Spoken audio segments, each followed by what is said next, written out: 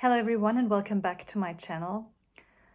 Welcome to this video where I would like to talk about a very important topic that is growing in importance and seriousness in nowadays society. I would like to talk about the burnout syndrome today, and especially shedding light on this issue from a shamanic point of view. I'm a naturopath and I received all the medical training to fully grasp the whole processes behind mental and physical illnesses. And I have many patients and clients that I'm working with on the burnout situation. And it is indeed a growing phenomenon in society. It's serious. And it's even more important because I still get the feeling, that's what I hear at least, that it is not taken seriously enough. Because people that have to struggle with the burnout syndrome, they are not just lazy, they are not just, don't want to go to their job, or they need to get a life or whatsoever. I have heard different things and it's really shocking. People need to be taken seriously when they are in this very intense psychological situation that can even get down to the physical level. So first of all, I would like to talk with you about the reasons for the burnout syndrome. There is no no full definition of it, because it's still an issue that is being discussed and that is evolving. And it's very, very complex. So I'm just going to give you some of the reasons for burnout syndrome that are commonly known, like overwork, chronic stress at work or in the family. Beware, there is not only a job burnout, but also there is also a societal burnout. You can burn out if there is too much work in your family, if you don't get enough relaxation there as well. So the chronic stress in general, no matter where it is, can lead to that. But on the other hand, it's not just chronic overwork. It could also be dull work or lack of empathy at work or in the family or in the social network that may also lead to these situations. Bullying at work, it's one of the very, very common reasons for people burning out. It's bullying at work. Bullying in general is leading to that situation. So they are emotionally being burnt out.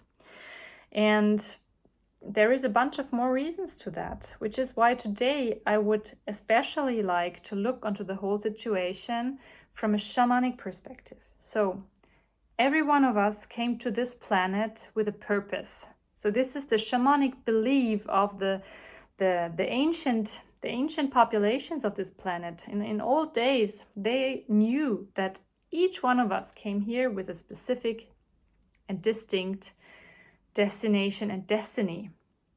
So if we miss out on knowing our destination or our destiny, I would like to play around with these two words, because it's also a destination we are going to while following our destiny. And if we don't know that, we choose the wrong job, we choose the wrong partners. And I purposefully say wrong now because it's wrong for our soul path. It's definitely not wrong regarding gaining experiences and so on. We are all here to make, to enjoy ourselves on this planet and to gain experiences in our lives. But if you really and truly follow your soul's path, there is no such thing as burning out. So from a shamanic perspective, the burnout syndrome has a lot to do with not following what your soul, your heart, if you wish so, wants. And it may have given you hints like, I don't know, things that don't go well at work, things that just don't go smoothly, and you were ignoring them and you were just going on and you picked the job for, I don't know what reason. I'm not going to judge anything here. People take decisions out of the most varied reasons. So whysoever you took the wrong job or you chose the wrong job, yeah, you just did it. Okay, then we have the situation. Okay, but what do we do about it? If the situation is here and you feel like, okay, this is really draining me, I can't do it anymore, I can't handle it any longer, There are only two ways of really changing something. It's either trying to burn for your job, try to burn for the situation you are overwhelmed by, or change it. Because if people don't, they will go farther and further and further into the burnout. And I have to really emphasize on that here, that if you burn for something, if you really love what you're doing, be it in your family or in your job, if you love it, if you burn for it, it cannot burn you out. So this is a very simple connection. If you love what you do, there is no such thing as being overworked or, oh, it's dull work. Or imagine, for example, children, they can play for 5 hours without even noticing the time going by because they are so immersed in what they are doing. They're not burning out. So it's rather a thing that we do things. People with burnout do things. I always say we because I refer to we people. People do things knowing or not knowing, but sometimes knowing that it's not good for them. It's burning them out. It's wearing them out. And they don't change anything about it. So this is the shamanic perspective of it. If you're not following your soul's path, you will get little hints. And be it like you're feeling like dizzy, you can't sleep properly anymore, you feel randomly tired, experience fatigue. These are the first signs, or not even the first signs. These are the mental signs of gradually moving into a burnout situation. And slowly but gradually, it will also move on to the body. You will start, like, I don't know, cutting your finger frequently, or like letting things fall to the ground, being a little bit nervous or more anxious about things, and like trembling. People even started having smaller or larger accidents. So this is one way of the soul communicating with the body. The soul is communicating, hey, something's wrong. I need help. You need to get out of there. You need to get me out of there. That's the soul speaking.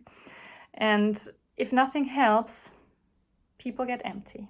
They found a point of no return. They found like this dead end where they feel stuck. And now it's really the time to ponder upon the situation and step one meter aside and look at you from a distance. It's very important at this stage that you don't judge yourself. Nobody should judge themselves for being, lying in bed the whole day, or being sad, crying, not being productive or so.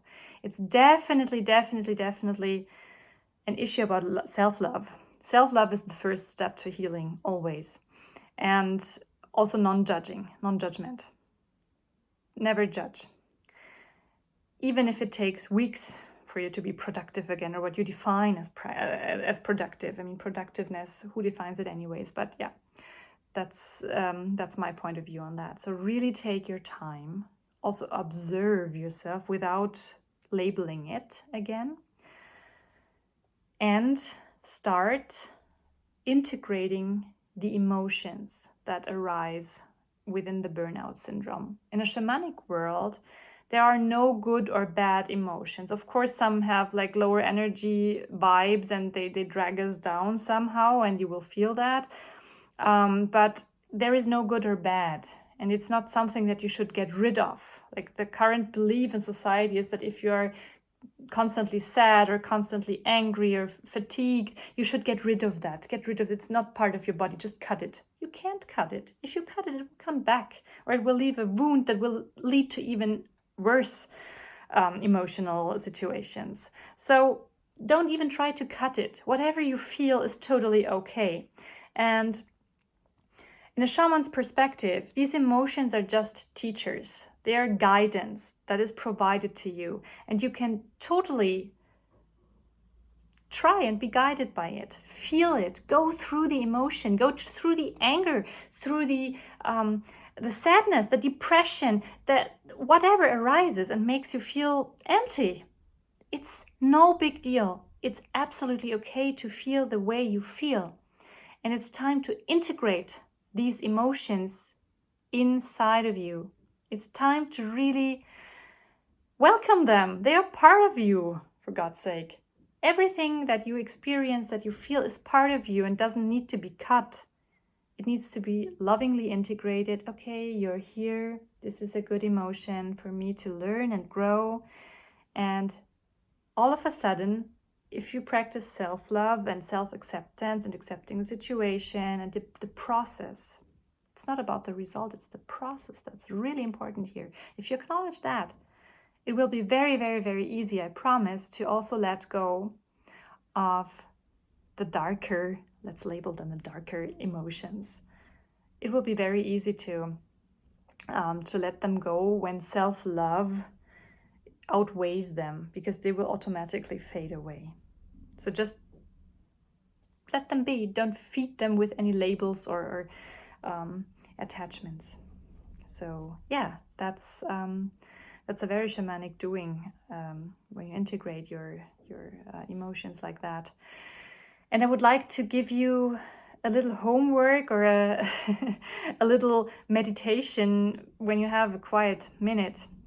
Ask yourself, who am I if I do not have to be anyone?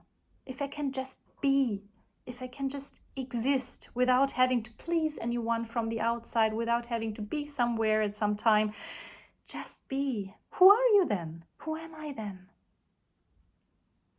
And try to really be honest with yourself. You will find the most exciting answers, I promise, if you're honest with yourself. So ask yourself this question. And I would like to point out something very central. People tend to victimize themselves due to exterior weather conditions. We had that in the last video, like we were talking about how to focus shift from the seemingly bad issues of winter towards the more positive ones. So I love focus shifts. So really try to do focus shifts. A shaman always shifts the focus, shape shifts even. Yeah. So try to do a focus shift. You are no victim, and nothing out there, wherever it may come from, has the power to knock you off, to knock you out. It's not possible. Everything you may be looking for is inside you. Everything that you need for healing, for centering, is inside you. And you're definitely no victim. So we should absolutely step out of that game of victim and predator. Like there are no mean enemies that are trying to victimize us and to put us in a very weird position. No, it's all in here. The worst enemy is in here. And that's why I say, like, when you feel really, really challenged by outer circumstances, try to either go with it, be like the water, as the Buddhists would say. Be like the water. Just go with it, non-reaction. Just go. And I'm not saying don't be empathic or like don't be feeling something. I just say be like the water. Like try to go with the flow in some sort. And if you can't do that, make a change.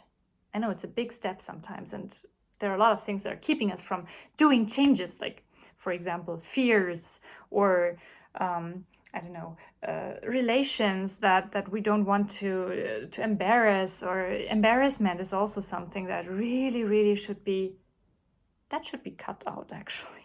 Not your emotions, but stuff like victimization and embarrassment and fear of stuff. Just be yourself. It's very easily said, but if you start feeling who you really want to be, if you don't have to follow any regulations by your job, by your family, whatsoever, then you will find deep insights and deep answers. And so the burnout syndrome can only be cured, from a shamanic perspective speaking, can only be cured starting with self-love and observation, and really, really accepting, integrating everything that's been incoming lately. So these are some meditative thoughts I would like to give you until the next video. I decided to do a series of videos here on the topic of burnout syndrome because it's become so big and central in society, and I really would like to make this accessible to a lot of people so that I can support, at least from a distance, with strategies and experiences that have worked with me and my clients. So yeah, please let me know in the comments if you have any strategies that helped you or that you know of that helped people. I would love to discuss with you and to hear and listen to your stories. And yeah, so if you want to know more about more strategies, more information about that topic and also other topics, I will definitely come up with more and more and more now.